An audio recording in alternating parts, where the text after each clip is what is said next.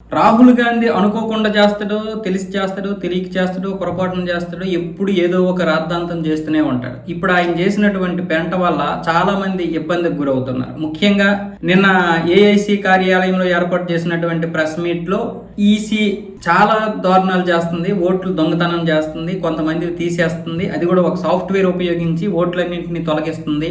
అంటే బీజేపీకి అనుకూలంగా ఉన్నటువంటి వాటిని ఉంచుతుంది, కాంగ్రెస్ కి లేదా ఇతర పార్టీలకు చెందినటువంటి వారి ఓట్లు తీసేస్తుంది అంటూ రాహుల్ గాంధీ అయితే సంచలనమైనటువంటి ఆరోపణలు చేశాడు. ఆ ఆరోపణలు చేస్తున్నప్పుడే ఉత్తరప్రదేశ్లో ప్రయాగరాజ్కి చెందినటువంటి ఈ అంజనీ మిశ్రా అనే అతను తన ఓటు తొలగించాలని దరఖాస్తు పెట్టుకున్నాడని ఒక ఫేక్ దరఖాస్తుని ఆన్లైన్లో క్రియేట్ చేశారు. నిజానికి ఇతను ఎటువంటి దరఖాస్తు పెట్టుకోలేదు, కానీ అలా దరఖాస్తు పెట్టుకున్నాడని అలా ఈసీ క్రియేట్ చేసి అతని ఓటును కూడా తొలగించేసిందంటూ ఆయన నెంబర్ కూడా ఇచ్చేసాడు, సాక్ష్యాధారాలు ఇవ్వకుండా.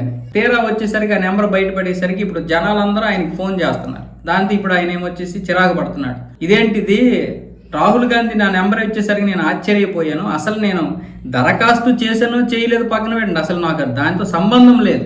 నేను ఎక్కడా కూడా దరఖాస్తు చేయలేదు, అలాగే నా ఓటు తొలగించలేదు కూడా. నా ఓటు హక్కు ఉంది.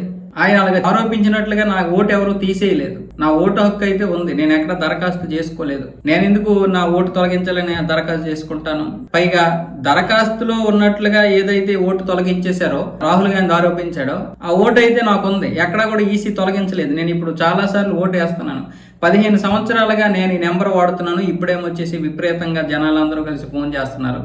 ఇప్పుడు నేను పోలీస్ స్టేషన్లో కంప్లైంట్ ఇస్తున్నానంటూ రాహుల్ గాంధీ మీద పోలీస్ స్టేషన్లో కంప్లైంట్ ఇచ్చాడు ఆయన. ఇప్పుడు రాహుల్ గాంధీ ఇంతకు ముందు కూడా అలాగే కర్ణాటక, మహారాష్ట్రలో కొన్ని నియోజకవర్గాల్లో జరిగాయి అంటూ వాళ్ళ ఫోన్ నెంబర్లు కూడా ఇచ్చేసాడు. వాళ్ళ మీద ఇప్పుడు ఫోన్లు విపరీతంగా చేసేస్తున్నారు. నిజమేనా కాదా, నిజమేనా కాదా అని. అది ఎంతవరకు కరెక్ట్? ఏ వ్యక్తి గురించైనా మీరు ఆధారాలతో సహా ఇవ్వాలనుకుంటే అది ఈసీకో లేకపోతే కోర్టులకో ఇవ్వాలనుకున్నప్పుడు ఇవ్వాలి. అది బహిర్గతం ఎలా చేస్తారు? బహిర్గతం చేయడం ఎంతవరకు కరెక్ట్? ఇప్పుడు అందరూ ఫోన్లు చేస్తారు. కొంతమంది పొగుడుతారు, కొంతమంది తిడతారు, కొంతమంది నిజమేనా అంటారు. మరి పనులు చేసుకోవద్దా? మరి ఇంత ఒక ప్రతిపక్ష నేత అయ్యుండి ఏమీ తెలియకపోతే ఎట్లా? అంటే ఇప్పుడు ఇతను ఈ సాఫ్ట్వేర్ ఏదైతే ఉపయోగించారు, ఇది చేస్తాననేది అబద్ధమనే తేలిందిగా.